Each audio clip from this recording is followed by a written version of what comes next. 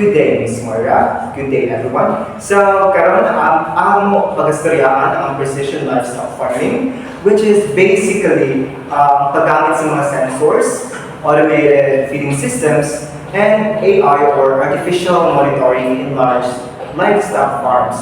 So, this ganito mga technology is it allows the farmers na mag-track ang mga animal health, growth rate, feeding behavior, or even ang stress level sa atong mga animals. So instead of farmers i-manual nila pag-check ang tanan, it's like ang kanina technology, it helps in collecting data and efficient way to manage or how the entire farm collect information or data efficiently. So in terms of benefits, this improves the animal production because farmers can easily detect diseases early. So, tungod ma-detect nila, ma-adjust nila ang feeding food accurately para walay mausik ng mga foods.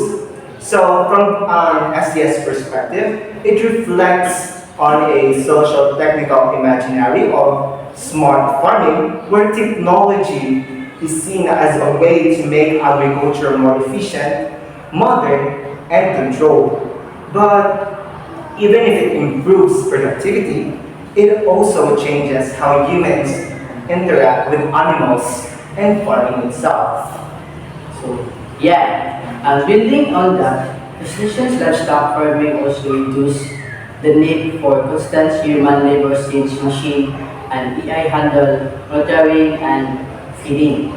So, farms become more efficient and scalable, especially for large commercial operations. It also reduces error in feeding or health monitoring because tungod dagan data driven, but this is where we start seeing different STS issues. Dili magsugod ang STS issues. So one concept there is black vaccine.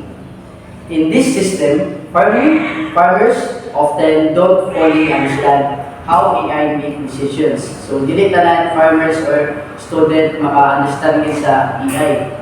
At man halos tanan nila siya makasabot kay nagabuot dili ito masabtan ang say resulta or ato pangutanan sa AI. So they just rely on outputs like alerts or recommendation without seeing the internal process. So the technology becomes a black box.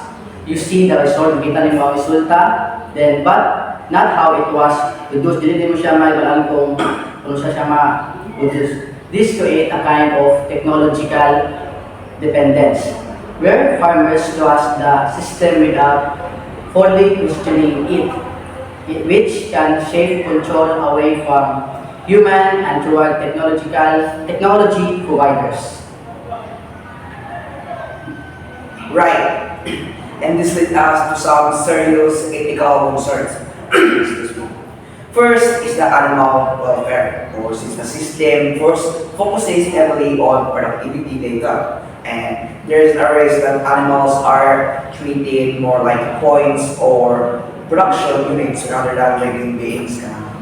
Animals na focus na nga mga farmers sa pag-pinpoint sa mga data na nakapalago mga animals.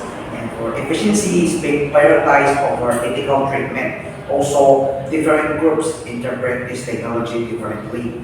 And for example, corporation may see as innovation and the profit optimization, while animal welfare groups may see it as dehumanizing or reducing empathy towards animals. Ato mga urban corporation nakatipid din sa pagdara like atong mga uwan na mga like atong mga animals is called interpretive flexibility nga nakabilis sila sa pagtanaw, and where the same technology is viewed in different ways where depending on the values and encourage one another.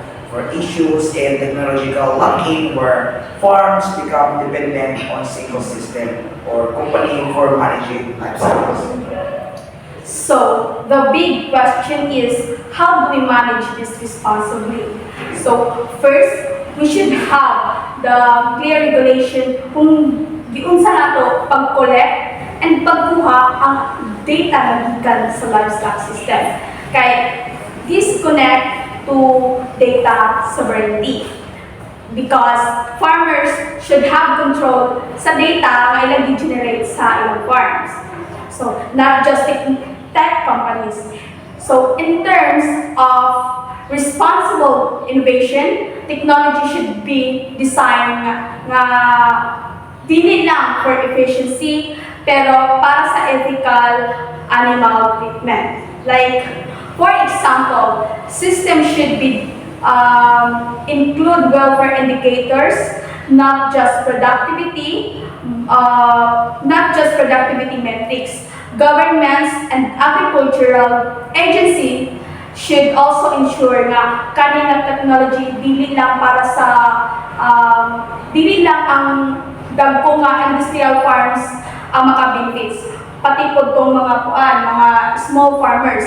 So overall, precision livestock farming has a strong benefits for productivity and efficiency, but it must be carefully governed so it doesn't reduce animal welfare, farmer autonomy, or ethical responsibility.